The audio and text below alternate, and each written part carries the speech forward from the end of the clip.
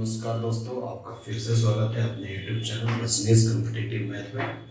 और आज हम लोग एक नया टॉपिक के रूप में देखने वाले हैं जो नंबर सिस्टम का एक छोटा सा हिस्सा जिसे हम लोग फैक्टर या गुणनखंड भी कहते हैं।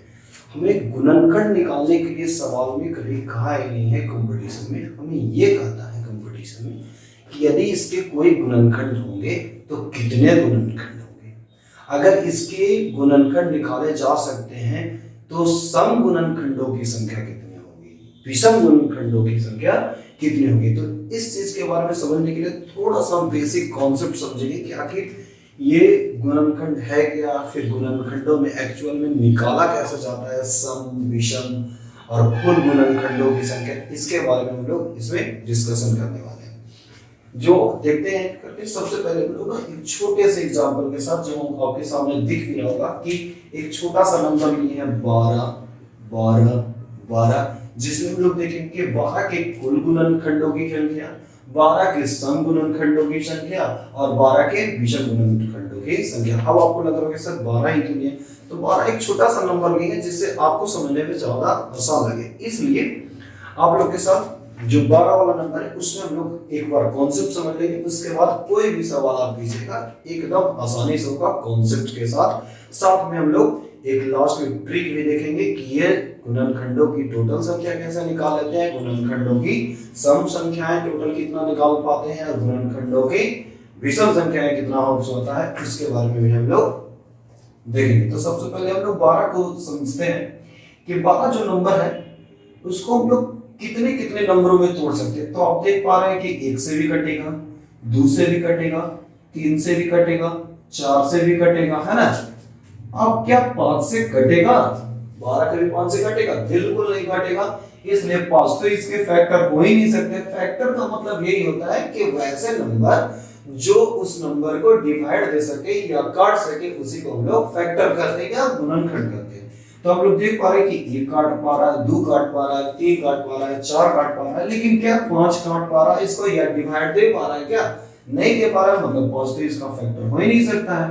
अब हम लोग देखते हैं क्या 6 12 को काट पा रहा है? हाँ बिल्कुल काट पा रहा है। यदि 6 12 को काट पा रहा है मतलब कि 6 इसके फैक्टर हो सकते हैं। और क्या हो सकते हैं? क्या 7 हो सकता है, 8 हो सकता है, 9 हो सकता है, ये सारे तो नहीं हो सकते, 10 भी नहीं हो सकते। लास्ट फैक्टर क्या हो सकता है? 12 हो सकता है। लास्ट फैक्टर क्या हो सकता है? 12 हो सकता है।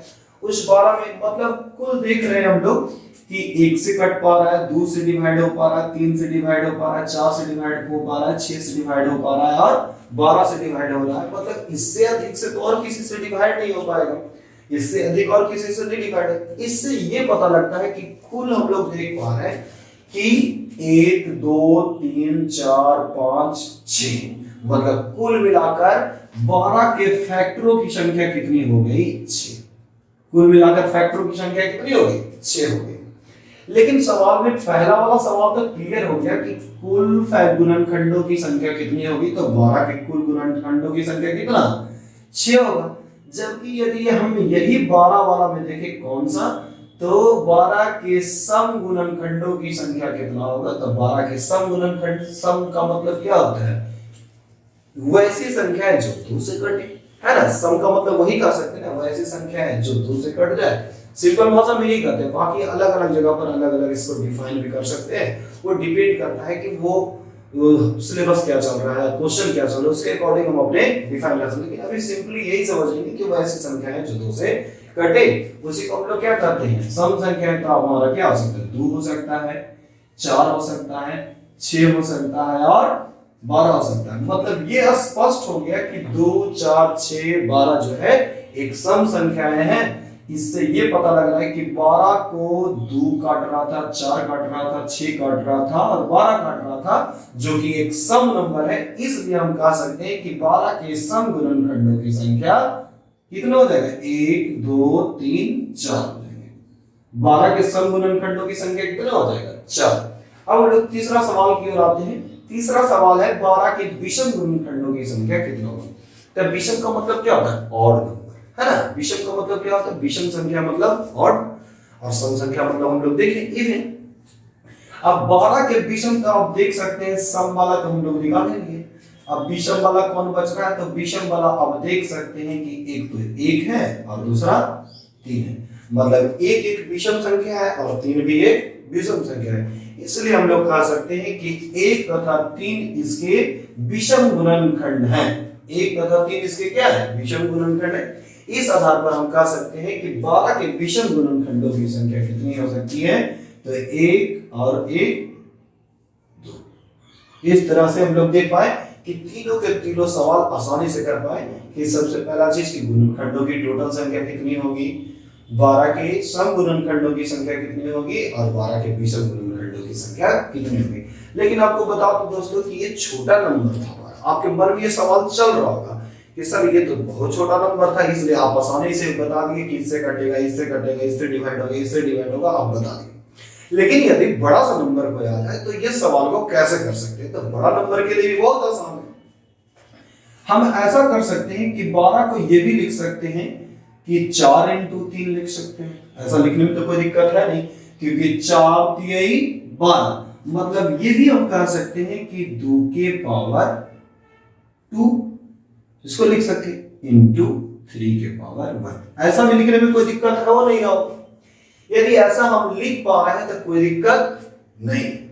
अब हम जब इसी 12 को सिंप्लीफाई करके 2 के पावर 2 इंटू 3 के पावर 1 लिख दिए, तो आप इसी सवाल को दूसरा तरीका से कर सकते हैं। कैसे, अगर हमको निकालना है कि नंबर ऑफ फैक्टर, क्या निकालना है, नंबर ऑफ फैक्टर, मतलब कि निकालना है कि 12 के कुल फैक्टरों की संख्या क्या है। तो 12 के कुल फैक्टरों की संख्या आपको कुछ नहीं करना है, जो हम तोड़े थे ना, तो ऊपर में जो भी पावर है उससे 1 ज्यादा ले लेंगे। कितना ले लेंगे, 1 ज्यादा लेंगे।